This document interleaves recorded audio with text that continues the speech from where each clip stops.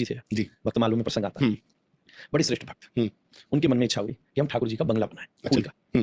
तो पता किया कौन सी फूल की मंडी है, तो मथुरा में गए तो फूल की मंडी बढ़िया थी। उसमें एक जगह देखा एक स्टॉल पर एक बढ़िया सुंदर गुलाबी रंग के फूल थे, गुलाब पिंक रोज। एक्चुअल में गुलाब तो गुलाबी वाला ही होता है, रेड वाला कहाँ गुलाब है, वो तो बाहर से असली गुलाब तो देसी गुलाब तो वही होता है, बड़ा सुंदर लगता है।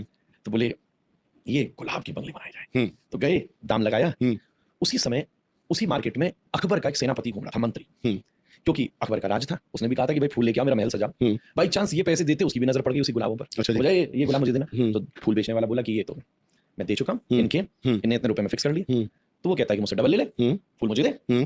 तो संत जी बोले भैया जब हम कोई चीज ले चुके हैं तो काहे को पैसा बढ़ा रहे हो, तो दूसरे फूल ले लो। बिल्कुल। तो मंत्री एकदम जोर से सिर के ऊपर पड़ा, पता है हम कौन है, हम सीधे से बात करिए, इस हिंदुस्तान के बादशाह के हम मंत्री। तो संत भी चौंक गया, बोले वाह, एक छोटे से राजा का मंत्री, इस दुनिया के इस देश के राजा का मंत्री इस अदब से बोल रहा है, तो हम तो ब्रह्मांड के राजा की नौकर हैं। बिल्कुल।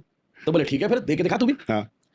तो मानो 10 पैसे बोले, उसने 20 बोले, पुरानी बात है, 50 बोले, 1 रुपया बोले, 2 रुपया बोले, 5 रुपया। बात यहाँ तक हुई कि बोला 50 रुपया मंत्री, संत जी बोले 100 रुपया। 100 रुपया बहुत बड़ी बात है, बहुत बड़ी। अब तो मंत्री को भी घबराहट हो गई, बोले 100 रुपये का फूल लेके गया तो बादशाह तो मुझे पुरस्कार देगा नहीं, टांग और देगा उल्टा कहीं। बिल्कुल। बोले ये तो गड़बड़ हो गई, तो भाग गया वो।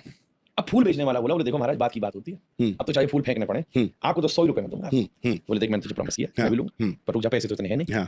वापस आए, सारी जमीन आभूषण, 100 रुपया बहुत बड़ी बात है, बहुत बड़ी। अब तो मंत्री को भी घबराहट हो गई, मैं 100 रुपये का फूल लेके गया तो बादशाह तो मुझे पुरस्कार देगा नहीं, टांग और देगा उल्टा कहीं। बिल्कुल। बोले ये तो गड़बड़ हो गई, तो भाग गया वो। अब फूल बेचने वाला बोला, बोले देखो महाराज बात की बात होती है, अब तो चाहे फूल फेंकने पड़े, आपको तो 100 रुपये में दूंगा। बोले देख मैंने तुझे प्रॉमिस किया, मैं भी लूंगा, पर रुक जा, पैसे तो इतने हैं नहीं। वापस आए, सारी घर में केवल ठाकुर जी बचे, उनको हाथ में लिया, पत्नी साथ आई, जो कपड़े पहने थे उसमें भी जो कम हो सके सब गिरवी रखे, तो 100 रुपया बना, उसमें भी कुछ उधार लिया। अच्छा जी। लेके उसको दिया, फूल लिए, एक पेड़ के नीचे कहीं वृंदावन में ब्रज में विराजे ठाकुर जी, विराजे, फूल का सुंदर बंगला बनाया और सुंदर फूल की माला बनाई, ठाकुर जी के गले में डाली। इधर गिरिराज जी में श्रीनाथ जी की सेवा कर रहे थे गोसाई जी, श्रृंगार आरती का पर्दा खोला, आरती चल रही थी। इधर जैसे ही माला डाली, उधर बीच आरती में ठाकुर जी की गर्दन नीचे झुक गई, आंखों से टप टप आंसू बह रहे। एकदम बोले जय जय, का भयो? आरती रोक के बोले का भयो ये?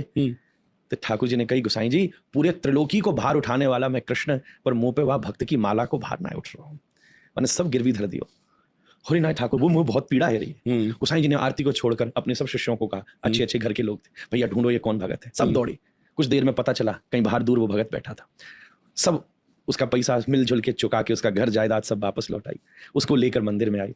गोसाई जी ने गले में पड़ी हुई ठाकुर जी की माला उतार के जैसे ही उसके गले में डाली, तो ठाकुर जी यूं खड़े थे, तब ऊपर देखकर मंदिर में नमस्कार।